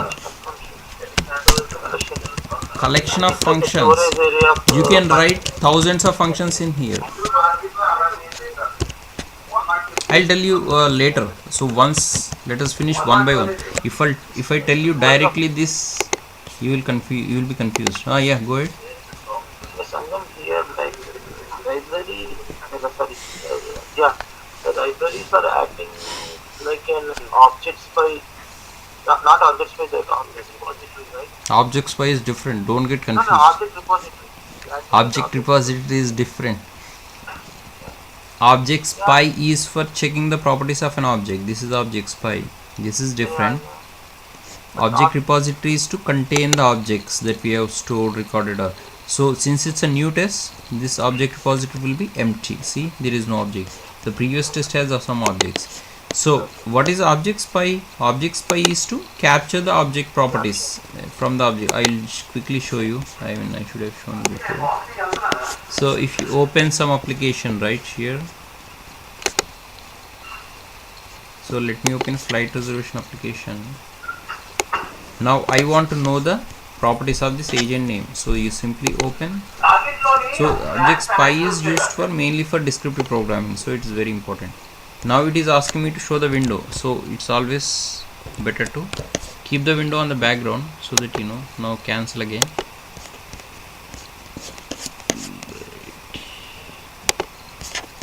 So you have this one here. Open it here. Oh, it's going on the background again. So you have to keep it like here and then open. Okay, now you got it. So now when edit, as soon as you hover over it, it automatically shows the properties, image properties, static. So let me click on. Now agent name, it has couple of properties here. So agent name, attached text is agent name. So property name is attached text, property value is agent name. So in descriptive programming, this is very important. If you want to operate on this one, you have to use this property name and property value. That you can only do by using this object spy. So in that sense, object spy is very important. And what operations you can do, what properties you can do, what operations you can do. So operations mainly with the object win edit, web edit, what you can do, you set text mainly. But there are thousands of properties, you can do whatever you want. Not thousands. Okay. Now this is the hand icon. You show it to the object, it will capture the object properties. So that is it. Now back to our VB scripting. Now I have shown you the declaration of variables, input, output thing. Now let us move on.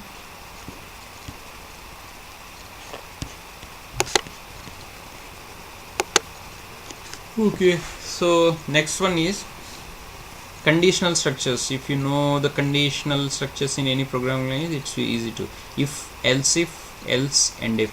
I'll show you the quick example.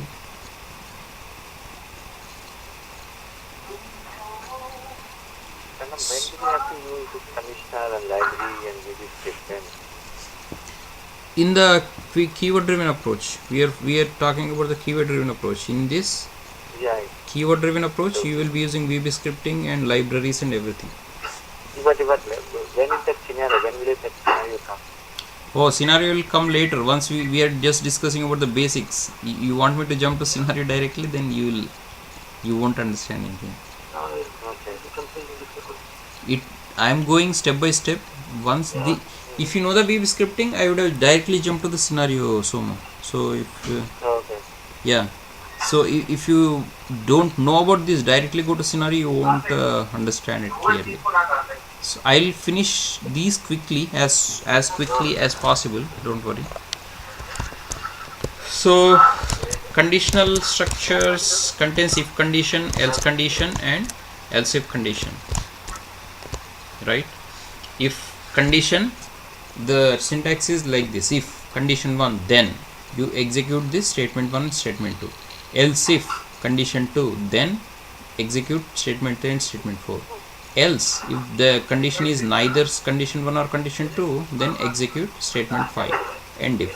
So this is the overall structure of the if conditional structure loop, conditional structure syntax. So let me give you an example so you will understand it better.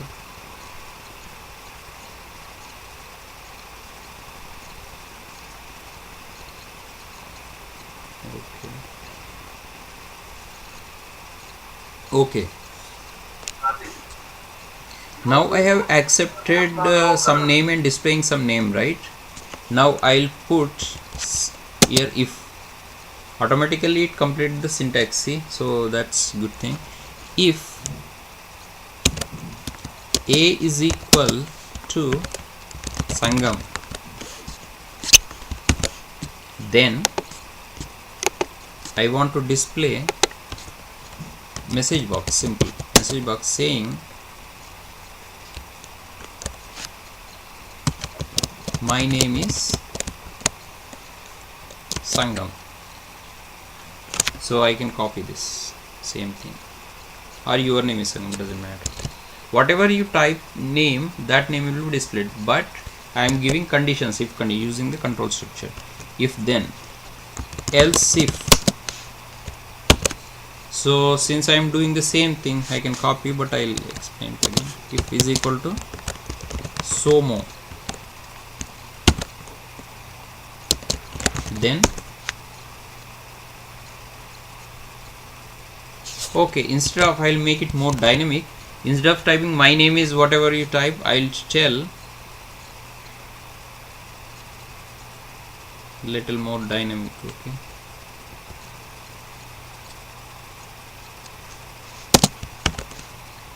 is QTP instructor. Okay, so if it is Somo, then I want to display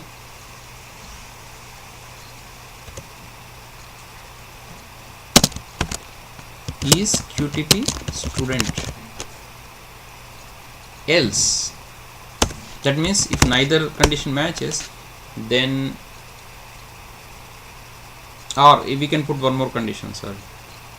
So I can copy this, instead of typing it I can just copy. This is what the programmer does normally. If this is Gautam, then QTP student. If neither of these three matches, else. So I'm going to display message box. You're saying the copying everybody does. Yeah. If neither is a name, I don't know. Simple. Okay, so let us run this. So before running this, we have to save it. You have to put in code, that message box. Message box is quotes. Yeah, that's a good idea, but that's not required. Only when you are using a variable, you have to put it in the code. Quotes are there, string, but the brackets are missing. That's not mandatory, but you can. It's a good practice. It's a good practice to put brackets. But if you throws any errors, right, then you will be able to correct it. So you run it first.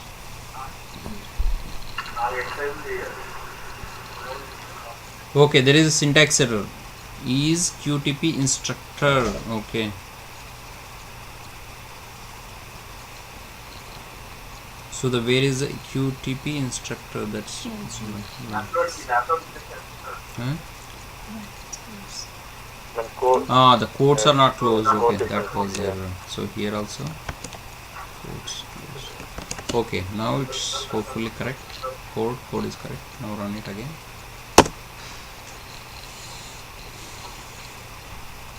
Message box QTP instructor. Okay, something is different. Line 1 has error. So what is the line 1?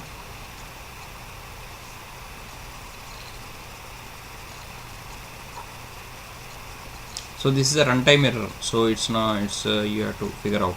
Message box ampersand is a QTP instructor. Okay, what is error in this one? Huh? No, అది పెట్టింది ఇక్కడ లేదు. So message box, your name is ampersand a. Okay, this is correct. Ampersand a is QTP instructor. Okay.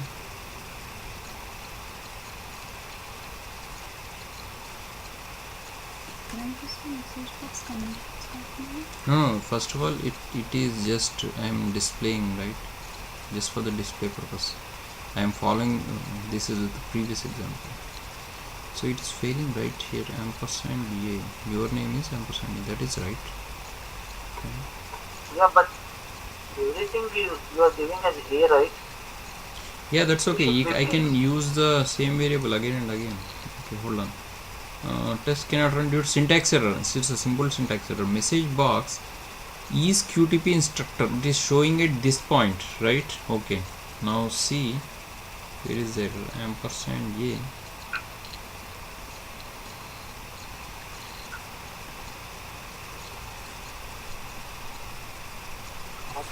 Sangam. Okay, let us make it static. He is a QTP instructor, right? Okay, just make like this.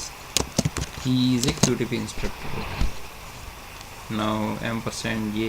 Okay, let us move. He is a QTP student. Okay.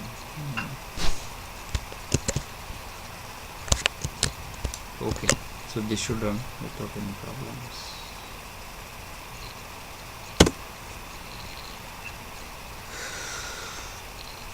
Option explicit end expected end. Okay, so Maybe the first one also is option.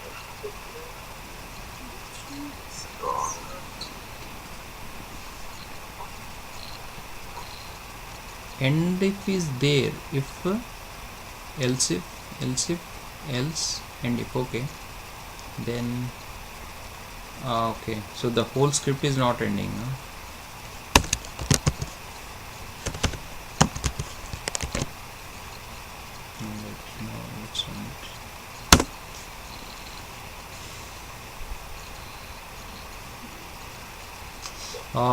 If then it's looking for end if is already there. Okay, not this. If else if end if, right? Okay, if you are doubtful about your syntax, right, you just insert. You can insert from here also conditional statement. If then else if then else, right?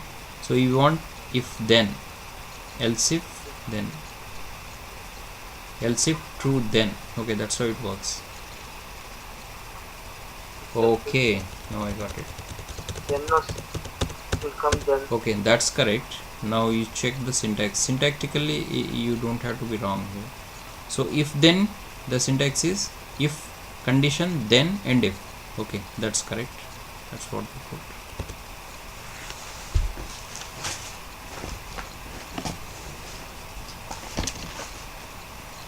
So let us check the last syntax. This one. Else.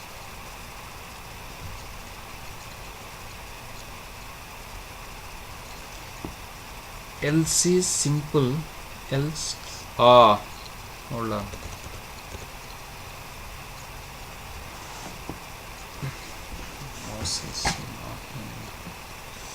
Okay. conditional statement. Else if, okay, else if is a one word, else if, right? So and we have made different, so that was error. Control X. So if you make such syntactical errors, it won't run. Else if, and E must be capital but not mandatory. Okay, now it should be okay. And end if also just check, just in case. If then, okay, end if is correct. Okay, now it looks okay, and run it. Okay, so its code is correct now. Now I'm going to enter Sangam. So according to our code, it has to display your name is Sangam is displayed. After this, it will display he is a QTP instructor. Okay, fine. Now this is a static programming, right? Now let me make it little more dynamic. So whoever, instead of he is QTP, I want to display Sangam is QTP instructor. So instead of he, I'll remove. So here, whatever you put a or whatever the variable a holds, it will display that Sangam and then he is QTP instructor. Now here also I will make change. So a can have any value depending upon what value you enter. So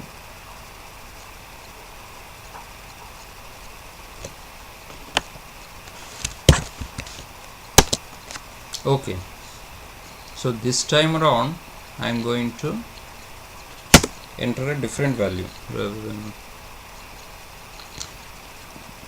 same error. Okay, is a QTP. So what is wrong with the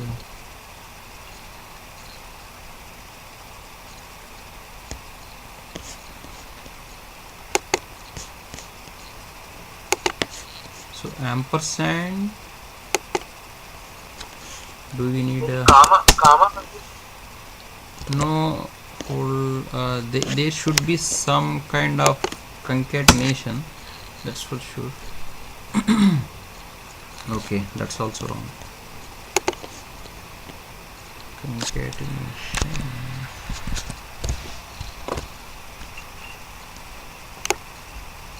Ampersand, yes, if it is later it is working, this is fine. Your name is ampersand, yeah, but if I put it before, it Maybe is not. do it the same way.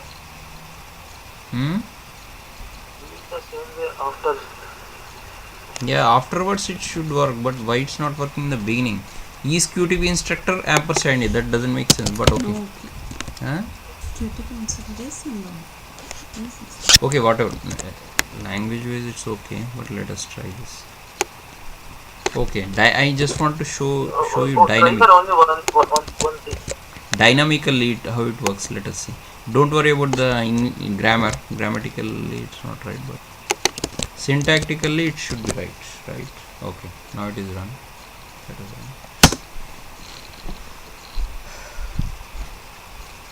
run. Okay, it's working. So now this time I am going to enter SOMO. Okay, so it will show Working afterwards. your name is SOMO, and next S is a QTP instructor student SOMO something. Okay, it's you have to take a space and everything, that's thing is there, but syntactically it is correct. Now the whole test case should pass. But else if is not coming, right? Huh? The other one is not. No, the else if condition only for Gautam, right? If I enter Gautam, then it will be executed. The conditional structure is always based upon your input. If you put into Gautam, this will be executed. If you don't, if you put something else like ABC, then I don't know will be displayed, because it's else, not Sangam, neither SOMO, not Gautam. Let's Okay. put something else and see. Okay. So you want to enter something else entirely different. So let me put different. So your name is different. That's for the 5th line. It's showing the yellow color arrow on the code, right? So that is being executed. Now as soon as you put it, it will jump to the 13 or 14. See, it is directly checking, jumping. Okay, I don't know. So directly it is checking. The arrow is moving step by step, right? It is checking Sangam, no. It is checking the Somo, no. Gautam, no. Then obviously the rest is I don't know. So that's how it works. The conditional structure works like that, and there is no checkpoint here. So like I said, only if checkpoint is there, it will show pass or fail. Otherwise, it is done. It's neither fail or pass. It is simply done. Now, if you go to this action summary, it is simply 0, 0, 0. Done. Result is done. So this VB scripting we will be using as a part of our script implicitly. How to use it? But before that, these are just a usage. How to use this if and else condition. So do you have any doubts in this conditional structure? No, right? Now then that's good. You should not have. It's a simple thing.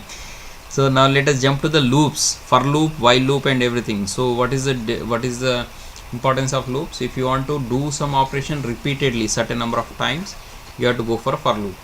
So you have to understand, if your test cases you have to do something on some condition, something else on something some other condition, then you should be using the if condition else condition. If your test cases you have to use something repeatedly, then you must be going for loop or while loop. So now this is the for loop syntax. For variable 1 initial value to last value, step, increment or decrement. Then whatever you put inside statements, these will be executed these many times until from first value to last value. For example, for a is equal to 1 to 5, step 1, so that will be executed 5 times, 1 to 5. Increment is 1. If you put increment 2, 1, 3, 5, only 2 times. So let us see an example loop. So this example is okay, but I am going to comment this. Okay.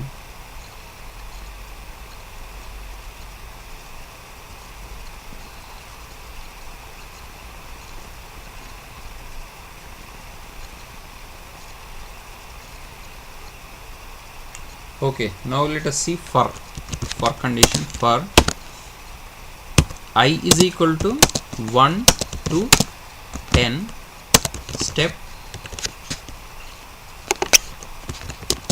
1, that is the syntax. Now whatever you put inside this, it will be executed 10 times, that's for sure. Now it depends what you want to put. You want to click on a button, click on something, that application wise. But let us see simple example.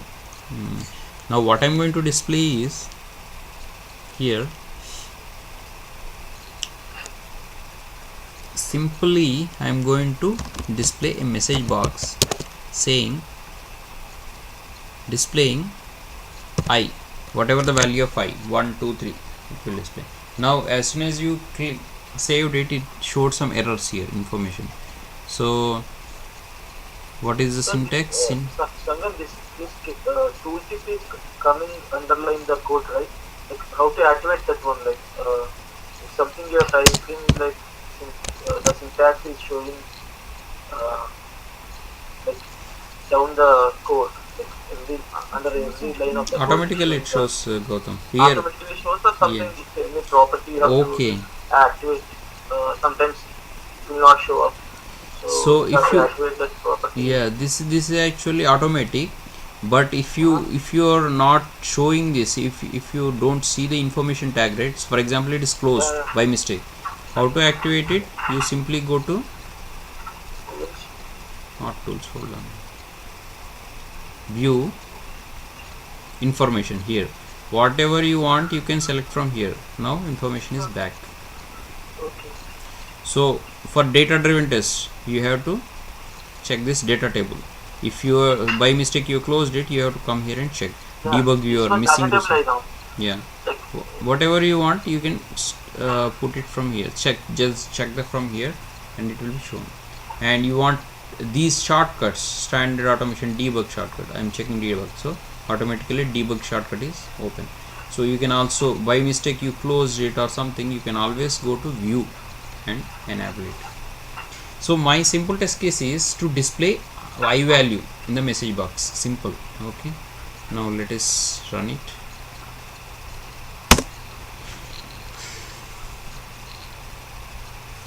Okay, so there is a syntactical error.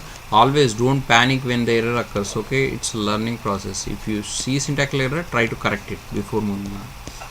So 1 to 10, step 1. So expected identifier is missing. So what is the identifier? Let us see.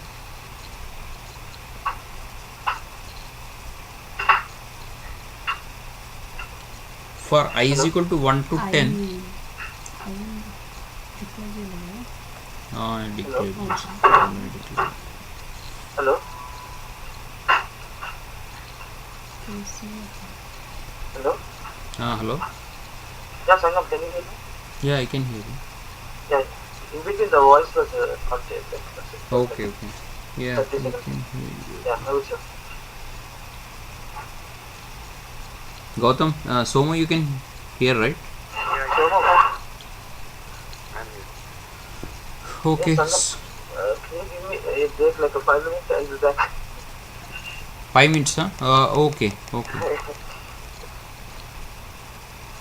So for loop you What can is the also next insert topic, from here. For next. Sangam, what? Yeah, go ahead. What time are you going to cover? What else are you going to cover?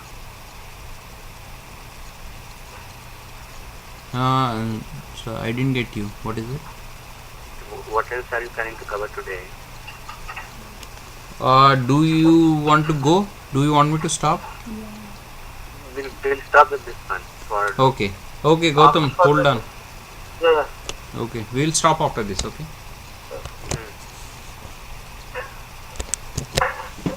Okay, so this is the syntax. For iterator I is equal to 1 to step 1. I is my iterator.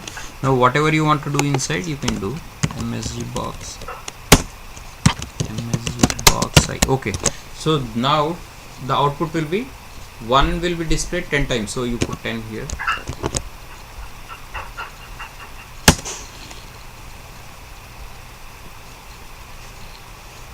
Okay, so this is common. Sangam, your voice is in between it's going, I don't know when. Now it's came back. So 1, as soon as you close, 2 will be displayed. 3, 4, 5, 6, 7, 8, 9, 10. So 10 times. Whatever you put inside it will be executed. what if you do step 3? What it will be then? What is it? If you do 1 to 10, step 3, then it will be displayed 1, then 4, or something to this. Okay, realistically I will show you another example instead of this. So 1 is the initial value, 10 is the last value. Step 1 is incremental value, 1 plus 1 2, 2 plus 1 3. So this is incremental. If you are putting 2 here, 1 plus 2 3, like that. So the whole code, the statement will be executed how many times? 1 3 5 7 9. So 5 times only. So that depends on your step. So let me put another code instead of this.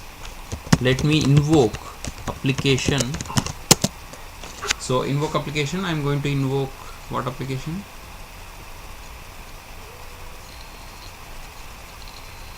Our flight reservation application. So this one. Okay. Cancel.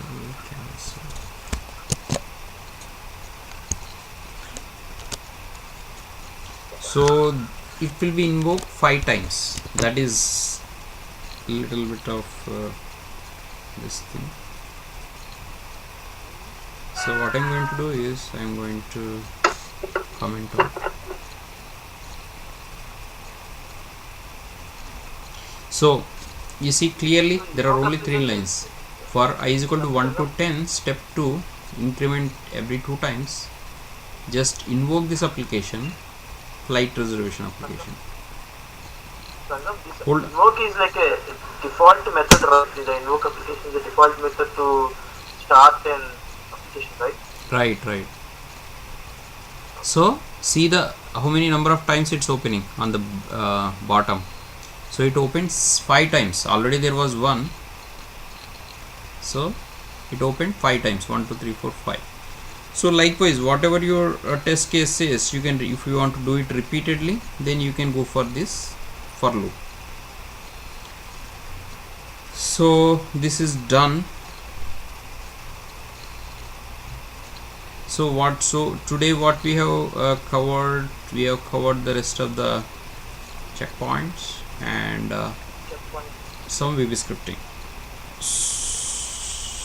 So tomorrow we will look at the while loop and the rest of the VB scripting, and go into, so the VB scripting is still lot more, and we will, after this we will continue with our QTP, again back to QTP, and we will be using the VB scripting in the QTP. Okay, so that's all for today, folks. Catch you later. I will Around what time? 9:30? Yeah, 9:30. Okay, then, thank you. Good time. Okay, good night. Bye, Sam. Bye.